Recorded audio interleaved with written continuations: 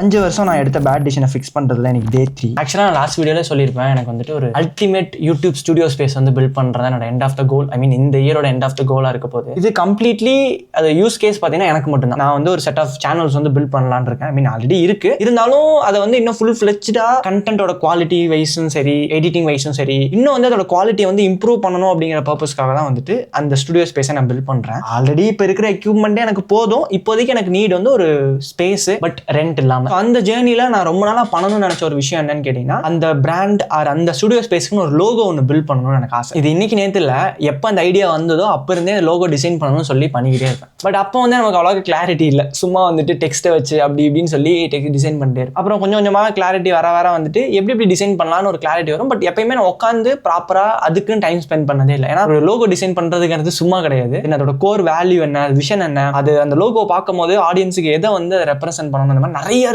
So இப்போ வந்து நமக்கு நிறைய ஏஐ டூல்ஸ் அவைலபிளாக இருக்கு. ஏஐலே போனாலே உங்களால் ஜென்ரேட் பண்ண முடியும். பட் எனக்கு அது கன்வீனியன்ட் இல்லை, நான் மேனுவலாக டிசைன் பண்ணணும் அப்படின்னு சொல்லிட்டு எனக்கு ரொம்ப நாள் ஆசை. அப்படின்னு சொல்லி ரீசெண்டாக எக்கச்சக்கமான டுட்டோரியல்ஸ் பார்த்துட்டு இருந்தேன். ஃபைனலி பார்த்தீங்கன்னா ஒரு 2-3 நாளாக ரொம்ப கான்ஸ்டன்ட்டாக ஃபோக்கஸ் பண்ணதில் ஃபைனலாக ஒரு டிசைன் வந்து கம்ப்ளீட் பண்ணியிருக்கேன். பட் இதில் பண்ணால் மட்டும் பார்த்தாது, இதை ஃபைனல் பண்ணுறதுக்கு ஏதாவது ஒரு இல்லஸ்ட்ரேட்டர் ஏதாவது டூலில் போட்டு ப்ராப்பராக ஸ்கெச் பண்ணி வெளியே எடுக்கணும் ஃபைனல் அவுட்டாக. ஸோ அதெல்லாம் வேலை கொஞ்சம் நிறைய இருக்கு நண்பர்களே. ஸோ இந்த மெயினாக இந்த ப்ராசஸில் எப்படியாவது 180 டேஸும் வந்து கன்சிஸ்டண்டாக இருந்துடணும் அப்படின்னு சொல்லிட்டு நான் ஆசைப்படுறேன். நிறைய டைம் இது நடந்ததே கிடையாது. இந்த தடவை எப்படியாவது அதை வந்து கொண்டு வரணும் அப்படின்னு சொல்லிட்டு ஒரு புரியல இருக்கு நண்பர்களே. ஸோ உங்களை வந்து டே 4ல மீட் பண்ணுறேன், பார்க்கலாம்.